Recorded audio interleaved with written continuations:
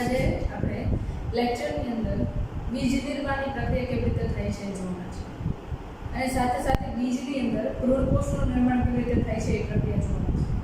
એટલે કે in short કહું તો આપણે પોસ્ટ ફર્ટિલાઇઝેશન ઇવેન્ટ એટલે કે પશ્ચફલન ઘટનાઓ છે એના માટે વાત કરવાના છે। તો ખાસ કરીને પશ્ચફલન ઘટનાઓ છે એની અંદર કોનો સમાવેશ થાય છે પહેલા એના માટે વાત કરીએ, રાઈટ। હવે આપણે જોયું હતું કે ફલનની પ્રક્રિયા છે એને મુખ્યત્વે પહેલા ચેપ્ટરની અંદર 3 ભાગમાં વિભાજિત કરીએ છીએ: પૂર્વ ફલન ઘટનાઓ, ફલનની ઘટના અને પશ્ચફલન ઘટના। પૂર્વ ફલન ઘટનાની અંદર આપણે શું જોઈએ છે તો કે એની અંદર જન્યુજનન અને જન્યુનું વહન, બરાબર। એના પછી ફલનની પ્રક્રિયા છે એની અંદર તો કે નરજન્યુ માદાજન્યુ સાથે કેવી રીતે જોડાય છે એ પ્રક્રિયા જોઈએ છે અને એના પછી પોસ્ટ ફર્ટિલાઇઝેશન ઇવેન્ટ એટલે કે પશ્ચફલન ઘટના એટલે કે ફલનની પ્રક્રિયા થઈ ગયા બાદ કેવા પ્રકારની પ્રક્રિયા થાય છે જેના કારણે બીજનું અને ફળનું નિર્માણ થાય છે એ પ્રક્રિયા છે એને આપણે જોવાનું છે, રાઈટ। તો લાસ્ટ લેક્ચરની અંદર તમને યાદ હોય તો આપણે અહીંયા આગળ બીજાશયની સંરચના હતી અને બીજાશયની સંરચનાની અંદર આપણે જોયું હતું કે ફલનની પ્રક્રિયા થાય છે। ફલનની પ્રક્રિયા બાદ અહીંયા તમને જે અંડક જોવા મળે છે, બરાબર, એની અંદર અલગ અલગ પ્રકારના ચેન્જીસ જોવા મળે છે અને એ ચેન્જીસ છે એના અકોર્ડિંગ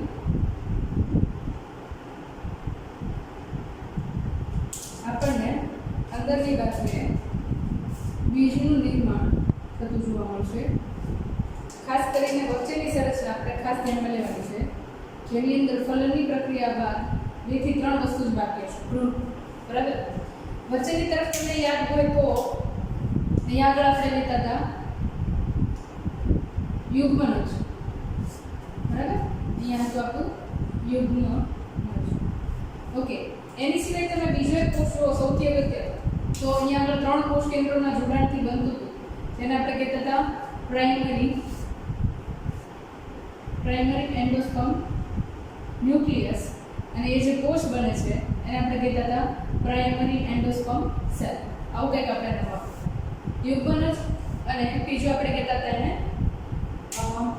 ફલિતાંડ, બરાબર। અને એના ઉપરાંત અહીંયા આગળ જે નિર્માણ પામે છે એને કહેતા હતા આપણે પ્રાઇમરી એન્ડોસ્પર્મ સેલ અને આને કહેતા હતા પ્રાઇમરી એન્ડોસ્પર્મ ન્યુક્લિયસ, બરાબર, ઓકે। પ્લોઇડી જોઈ લઈએ ફટાફટ।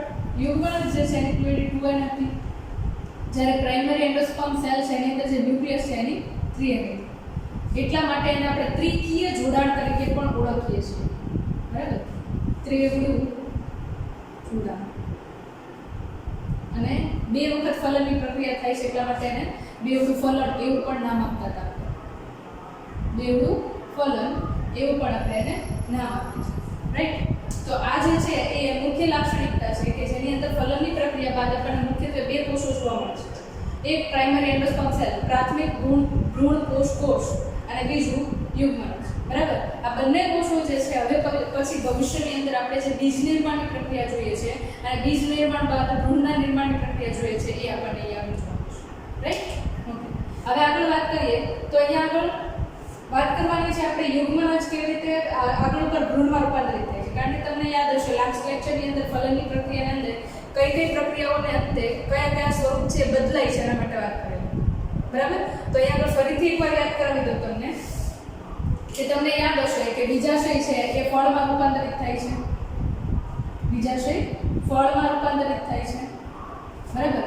પછી અહીંયા આગળ તમને જે આ આવરણ જોવા મળે છે અંડક જે જોવા મળે છે એ બીજમાં રૂપાંતરિત થાય છે,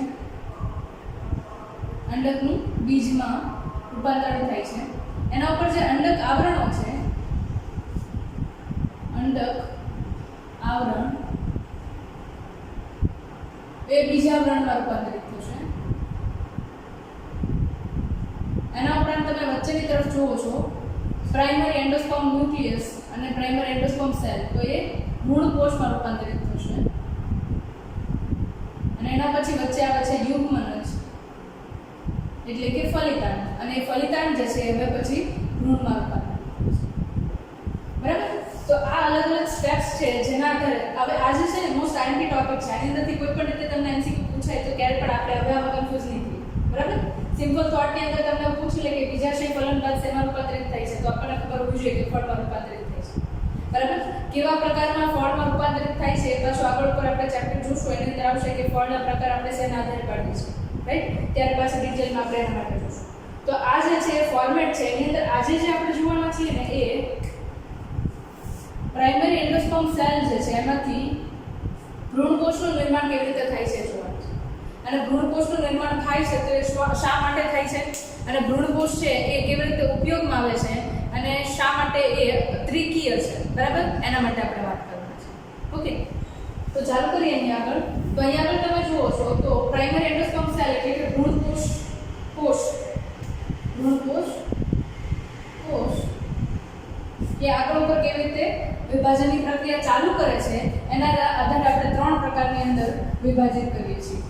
પહેલું જે છે એને કહીએ છીએ કોષ કેન્દ્રીય ભ્રૂણકોષ ન્યુક્લિયર એન્ડોસ્પર્મ, બીજું છે એને કહીએ છીએ કોષીય ભ્રૂણકોષ સેલ્યુલર એન્ડોસ્પર્મ અને ત્રીજું છે એને કહીએ છીએ માધ્યમિક ભ્રૂણકોષ એટલે કે હેલોડિયલ એન્ડોસ્પર્મ. આ 3 પ્રકારના એન્ડોસ્પર્મ છે એ આપણને વિકાસ પામતા જોવા મળે છે, એટલે કે ભ્રૂણકોષ છે એ વિકાસ પામતા જોવા મળે છે. મુખ્યત્વે આપણે જોઈએ તો ફલનની પ્રક્રિયાને અંતે અહીંયા બનતું જે ત્રેવડું જોડાણ છે એના કારણે ત્રિકીય 3N પ્રકારનું એન્ડોસ્પર્મ ન્યુક્લિયસ જોવા મળે છે. એટલે કે અહીંયા આગળ પ્રાઇમરી એન્ડોસ્પર્મ સેલ જે છે એ 3N છે, બરાબર. સ્ટ્રક્ચર જોઈએ પહેલા એન્ડોસ્પર્મ છે અને અહીંયા આગળ આપણે ડ્રો કરી લઈએ, સોરી ભ્રૂણપુટને આપણે અહીંયા આગળ ડ્રો કરી લઈએ. તો ભ્રૂણપુટ જે છે એને જ્યારે આપણે ડ્રો કરીએ છીએ ત્યારે તમને યાદ હશે કે જે નીચેની તરફનો છેડો છે કે જેને આપણે બીજ છિદ્ર કહીએ છીએ, બીજ છિદ્ર તો નહીં કહીએ પણ અંડક છિદ્ર કહીએ છીએ. બીજના નિર્માણ બાદ અંડક છિદ્ર છે એ બીજ છિદ્રની અંદર રૂપાંતરિત થાય છે, બરાબર. તો અહીંયા આગળ નીચેની તરફ શું હશે તો કે ત્યાં નીચેની તરફ યુગ્મન જ હશે અને અહીંયા આગળ તમે જુઓ છો આ જે છે એ યુગ્મન જ છે. જે બાજુ યુગ્મન જ આવેલું છે એ ભાગ છે એ કયો છે તો કે એ ભાગ છે એ અંડક છિદ્ર તરફનો છે અને એનાથી વિરુદ્ધ દિશા તરફનો ઉપરનો જે ભાગ છે એને આપણે અંડક તલીય ધ્રુવ કહી શકીએ. અંડક તલીય ધ્રુવ એટલે કે ચલાચલ પોલ એન્ડ માઇક્રોપાઇલર પોલ, આ બે અલગ અલગ ધ્રુવ છે એ દેખાય છે, રાઈટ. હવે અહીંયા આપણે વચ્ચેની તરફ શું હશે તો કે ત્યાં આગળ હશે આપણે primary endosperm nucleus. Primary endosperm nucleus જે છે અહીંયા આગળ પ્રેઝન્ટ છે, બરાબર. હવે જે પહેલો પ્રકાર આપણે જોઈએ છે કે જેની અંદર આપણે કહીએ છીએ કોષ કેન્દ્રીય ભ્રૂણકોષ, બરાબર. તો એનો મતલબ નામ પરથી આઈડિયા આવી જાય કે કોષ કેન્દ્ર જે છે એ જ માત્ર ભ્રૂણકોષની અંદર હાજર છે, એટલા માટે કોષ કેન્દ્રીય ભ્રૂણકોષ એવું કહીએ છીએ.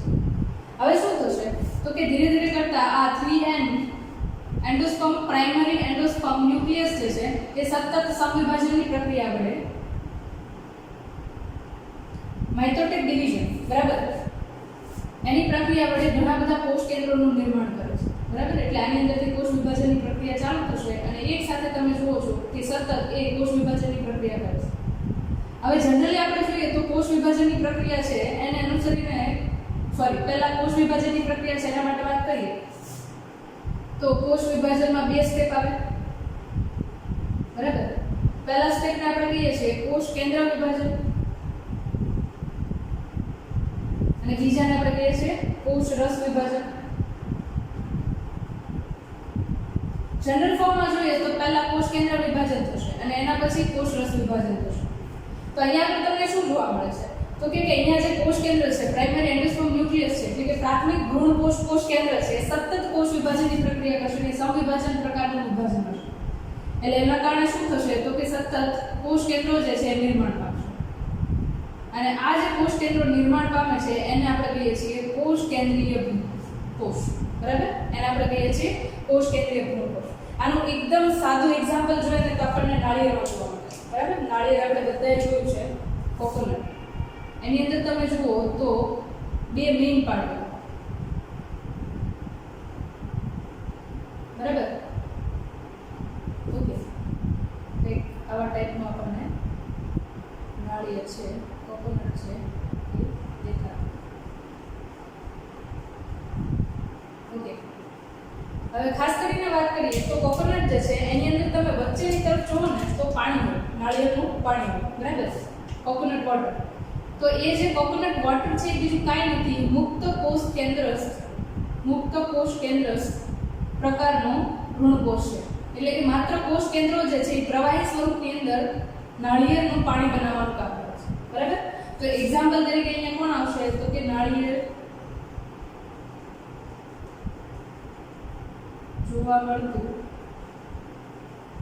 પાણી, બરાબર. આ જે છે એ શું છે તો કે આ જે છે એ મુક્ત કોષ કેન્દ્રીય ભ્રૂણકોષ છે કે જેની અંદર કોષ દિવાલનું નિર્માણ થતું નથી, માત્ર કોષ કેન્દ્ર જે છે એ વિભાજન પામીને એ જથ્થાની અંદર પ્રવેશે છે, રાઈટ? તો જ્યારે કોઈ પણ પ્રાઇમરી એન્ડોસ્પર્મ ન્યુક્લિયસ એટલે કે પ્રાથમિક ભ્રૂણકોષ કોષ કેન્દ્ર છે એની અંદર માત્ર ને માત્ર કોષ કેન્દ્ર વિભાજનની પ્રક્રિયા થાય, બરાબર? તો એવા પ્રકારના જે ભ્રૂણકોષનું નિર્માણ થાય છે એને આપણે નામ આપીએ છીએ કોષ કેન્દ્રીય ભ્રૂણકોષ, ન્યુક્લિયર એન્ડોસ્પર્મ, બરાબર? જેની અંદર પુષ્કળ પ્રમાણમાં પોષણ હોય છે. ઓકે, નેક્સ્ટ એના પછી વાત કરીએ કોષીય ભ્રૂણકોષ. ઓકે, કોષીય ભ્રૂણકોષ છે તો એની અંદર ઓબ્વિયસ સમજાઈ જાય કે કોષ કેન્દ્ર વિભાજન થાય છે અને અનુસરીને કોષરસ વિભાજનની પ્રક્રિયા પણ થાય છે. આની અંદર પણ હું સેમ એક્ઝામ્પલ આપીશ તો કે અહીંયા આગળ આજે તમને નાળિયેરની અંદર કોટર પોલાણ દેખાય છે, હું કહી શકું કે એક ટાઈમે ભ્રૂણપુટર, બરાબર? હવે કેવી રીતે ડેવલપ થાય છે તો કે અહીંયા આગળ તમે જુઓ તો આપણને નાળિયેરનો વ્હાઇટ પાર્ટ જેને આપણે ટોપરું કહીએ છીએ, બરાબર, કે પલ્પ કહીએ છીએ, મલાઈ કહીએ છીએ, બરાબર, એ ભાગ છે અહીંયા આગળ મળતો નથી, કારણ કે માત્ર ને માત્ર હજી કોષ કેન્દ્ર છે એનું જ વિભાજન થયું છે અને ભ્રૂણકોષનું નિર્માણ થયું છે. હવે જ્યારે નાળિયેર છે એની અંદરનો પાર્ટ જોઉં છું, બરાબર, ત્યારે ખાસ કરીને એ ભાગની અંદર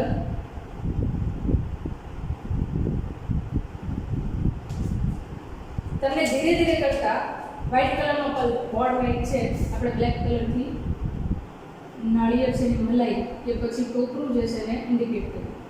હવે કેવી રીતે બને તો કે મેં તમને એવું કીધું હતું કે એની અંદર જે પાણી છે, કોકોનટ વોટર છે, એ મુક્ત કેન્દ્રસ્થ ભ્રૂણકોષ છે, બરાબર? હવે ધીરે ધીરે કરતા જે કોષ કેન્દ્રો છે એમની ફરતે કોષ દિવાલ બનતી જશે, જે કોષ કેન્દ્રો છે એમની ફરતે કોષ દિવાલ બનતી જશે, એ આવી રીતે સફેદ કલરની મલાઈ એટલે કે પલ્પ જે છે એનું ડેવલપમેન્ટ થતું જશે, બરાબર? અને એ સફેદ કલરનો ભાગ છે એને ડેવલપ કરવાનું કામ કરે છે. તો આવા પ્રકારે જે કોષ કેન્દ્રો છે એમની ફરતે કોષ દિવાલનું નિર્માણ થાય છે અને ભ્રૂણકોષ બને છે, તો એને આપણે શું કહીએ છીએ તો કે સેલ્યુલર એટલે કે કોષીય ભ્રૂણકોષ. એટલે આને હું નાળિયેરની અંદર એવું કહી શકું કે એની અંદર કોષીય અને મુક્ત કેન્દ્રસ્થ એટલે કે કોષ કેન્દ્રીય ભ્રૂણકોષ બંને જોવા મળે છે, બરાબર? જ્યારે એની અંદર પહેલું ડિવિઝન થાય છે કે જેની અંદર માત્ર ને માત્ર તમને કોષ કેન્દ્રનું વિભાજન થતું જોવા મળે છે, તો એને આપણે કહીશું મુક્ત કેન્દ્રસ્થ અથવા તો કોષ કેન્દ્રીય ભ્રૂણકોષ, બરાબર? એનું પણ મુખ્ય કાર્ય બીજું કાંઈ નથી, પોષણ આપવું એનું મુખ્ય કાર્ય છે. બીજું જે છે એની અંદર કહીએ છીએ કોષીય ભ્રૂણકોષ. તો જે કોષ કેન્દ્રો છે એ વિભાજન પામીને ઓલરેડી બેઠેલા છે, એ કોષ કેન્દ્રો જે છે એના ઉપર હવે કોષ દિવાલનું નિર્માણ થાય છે. જેટલા પણ કોષ દિવાલ લઈને બેસેલા કોષો છે બધા જ પેરિફેરી એટલે કે પરિઘનો વિસ્તાર છે ત્યાં આગળ બેસે છે અને નાળિયેરની અંદર મલાઈનું નિર્માણ કરે છે, સફેદ પલ્પનું નિર્માણ કરે છે, બરાબર? તો એ જે છે એને આપણે કોષીય ભ્રૂણકોષ કહીશું, રાઈટ? નેક્સ્ટ આપણે જોઈએ તો હવે ઓકે, આ બંને પ્રકારના કોષીય અને કોષ કેન્દ્રીય ભ્રૂણકોષ મોટાભાગે અનાવૃત બીજધારી વનસ્પતિની અંદર જોવા મળે છે, બરાબર? હવે આપણે જોઈએ માધ્યમિક પ્રકારનો ભ્રૂણકોષ એટલે કે હેલોબિયલ ટાઇપ ઓફ એન્ડોસ્પર્મ કયા પ્રકારની વનસ્પતિમાં જોવા મળે છે. પહેલા જ કીધું તમને હેલોબિયલ શ્રેણી છે એમની વનસ્પતિમાં જોવા મળે છે, એટલા માટે એને હેલોબિયલ ટાઇપનો ભ્રૂણકોષ કહીએ છીએ. હેલોબિયલ શ્રેણીની વનસ્પતિમાં જોવા મળે છે, બરાબર? એટલા માટે જેને પહેલું નામ આપી દીધું આપણે હેલોબિયલ એન્ડોસ્પર્મ. હેલોબિયલ વનસ્પતિની અંદર જોવા મળે છે એટલા માટે જેને શું નામ આપીએ છીએ આપણે હેલોબિયલ ભ્રૂણકોષ, બરાબર?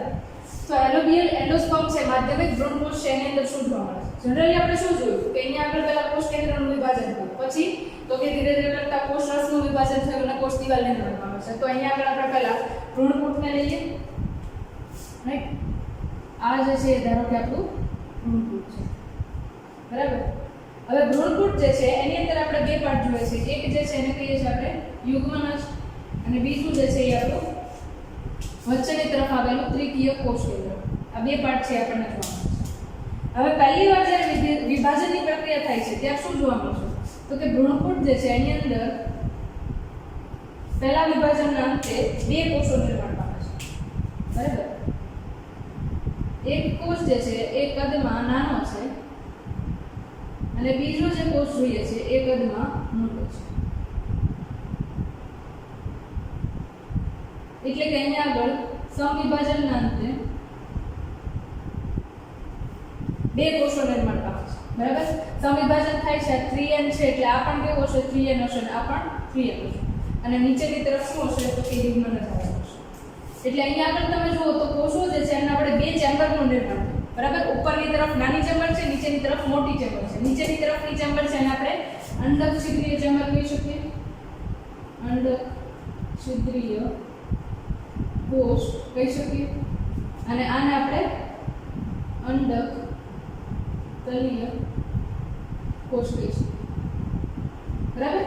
હવે પહેલું ડિવિઝન છે એ કેવું હતું તો કે એની અંદર કોષ કેન્દ્ર વિભાજન પણ થયું અને કોષરસ વિભાજન પણ થયું, જેના કારણે બે કોષો છે એ અલગ અલગ ચેમ્બરની અંદર અલગ અલગ ક્વાર્ટરની અંદર વિભાજિત થયા અને એમાંથી એક કોષ છે મોટો બને છે, એક કોષ છે નાનો બને છે. જનરલી તમારે યાદ રાખવાનું છે અંડક છિદ્રીય કોષ જે છે એ સાઈઝમાં કેવો હોય છે મોટો હોય છે અને અંડક તલીય કોષ છે કેવો હોય છે સાઈઝમાં નાનો હોય છે. બંને છે કેવા છે તો કે ભ્રૂણ કોષના જ કોષો છે. ઓકે, નેક્સ્ટ આપણે વાત કરીએ તો હવે આપણે જોઈ લીધું કે કોષરસ અને કોષ કેન્દ્રનું વિભાજન પહેલા વિભાજન દરમિયાન જોવા મળે. હવે શું થાય છે તો કે સતત 3n ધરાવતું પ્રાઇમરી એન્ડોસ્પર્મ ન્યુક્લિયસ હતું, એમાંથી બે કોષોના વિભાજનના અંતે બનતા બે કોષો છે એની અંદર માત્ર ને માત્ર કોષ કેન્દ્રનું વિભાજન થાય છે, બરાબર. આ માત્ર કોષ કેન્દ્રનું વિભાજન થાય છે. તો આ પ્રકારનું જે વિભાજન છે કે જેની અંદર પહેલું વિભાજન છે એમાં કોષ કેન્દ્ર અને કોષરસ બંનેનું વિભાજન થઈને નવા બે કોષોનું નિર્માણ થાય છે અને બે ક્વાર્ટરનું નિર્માણ થાય છે.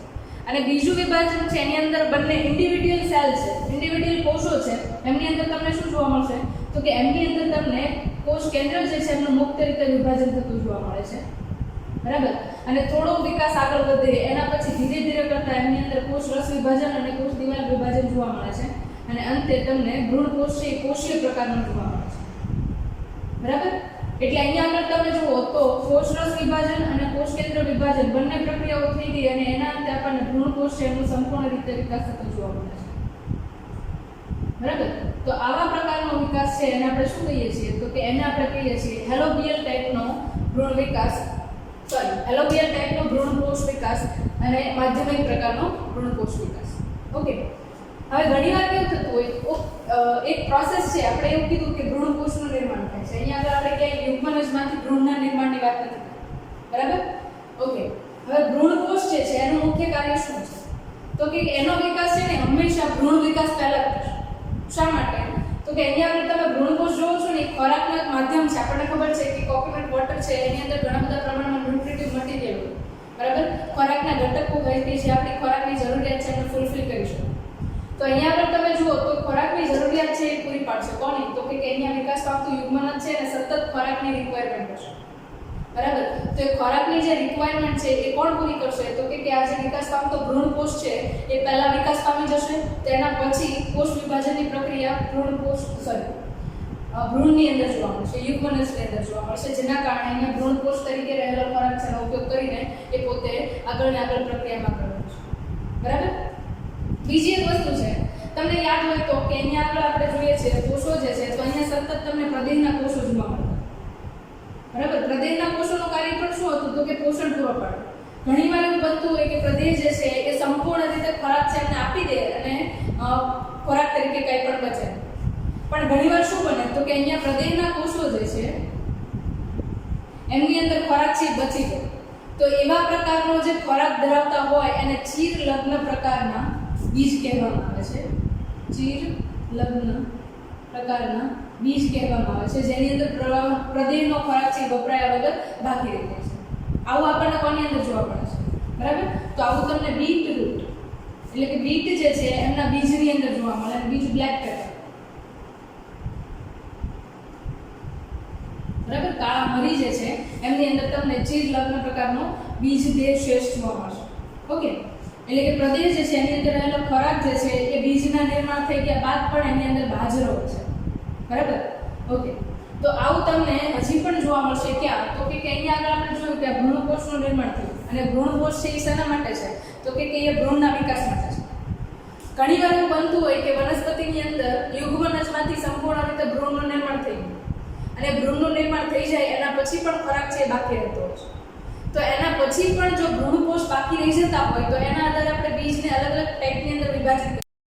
તો ભ્રૂણ કોષ બાકી રહે છે કે ભ્રૂણકોષ વપરાય છે એના આધારે આપણે બીજ છે એમને બે પ્રકારની અંદર વિભાજિત કરીએ છીએ. જો ભ્રૂણકોષ છે વપરાઈ જતો હોય તો એવા પ્રકારના બીજને આપણે અભ્રૂણકોષી બીજ કહીએ છીએ. આનો મતલબ આપણે એવો કાઢશું કે ત્યાં હાજર નથી, ગેરહાજર છે. બરાબર. જ્યારે ભ્રૂણકોષી બીજ એટલે એવા બીજ કે જેમની અંદર ભ્રૂણકોષ છે એ હજી બાકી બચેલો છે, સંપૂર્ણ રીતે ભ્રૂણના વિકાસ દરમિયાન વપરાઈ ગયો નથી. તો એ જે છે એ નેક્સ્ટ લેક્ચરની અંદર આપણે ડિસ્કસ કરશું. અને અત્યારે આપણે આ ટોપિક જે છે અને અહીંયા આગળ કમ્પ્લીટ કરીએ છીએ. હજી આપણે ટોપિક જે છે એ પશ્ચફલન ઘટનાની અંદર સૌથી અગત્યનો બાકી છે ભ્રૂણનું નિર્માણ. ભ્રૂણનું નિર્માણ જે છે એ અલગ અલગ પ્રકારની વનસ્પતિમાં અલગ અલગ રીતે થાય છે. મુખ્યત્વે આપણે બે લાક્ષણિક વનસ્પતિને ધ્યાનમાં લઈશું અહીંયા આગળ, એકદળી વનસ્પતિ અને દ્વિદળી વનસ્પતિ. બંને છે આવૃત બીજધારી વનસ્પતિ છે, એના જ બંને પ્રકાર છે. બરાબર. તો એ બંને જે છે એમના માટે આગળના લેક્ચરની અંદર આપણે વાત કરવાના છે. બરાબર. તો અહીંયા આગળ આ ભ્રૂણકોષ જે છે એના માટેની સંપૂર્ણ માહિતી છે એ અહીંયા આગળ હાજર છે. મેઇનલી તમારે યાદ રાખવાનું છે કોષ કેન્દ્રીય ભ્રૂણકોષ છે એની અંદર માત્ર કોષ કેન્દ્રનું જ વિભાજન થશે. કોષીય ભ્રૂણકોષ છે એની અંદર કોષ કેન્દ્ર અને કોષ રસ બંનેનું વિભાજન થશે અને કોષીય ભ્રૂણકોષ તમને જોવા મળશે. બરાબર. અને હેલોબિયન ટાઈપનું ભ્રૂણકોષ છે એની અંદર તમને પહેલા કોષ છે બે ભાગની અંદર વિભાજિત થતો જોવા મળે. ફરીથી એની અંદર માત્ર ને માત્ર તમને કોષ કેન્દ્રનું વિભાજન થતું જોવા મળે છે. તો મુખ્યત્વે આપણે ત્રણ પ્રકારના અલગ અલગ ભ્રૂણકોષના વિકાસ જોઈએ છે જે આગળ પર ભ્રૂણના વિકાસ માટે ઉપયોગી બને છે. બરાબર. નેક્સ્ટ લેક્ચરની અંદર આપણે ભ્રૂણનું નિર્માણ છે એ જોવાના છે.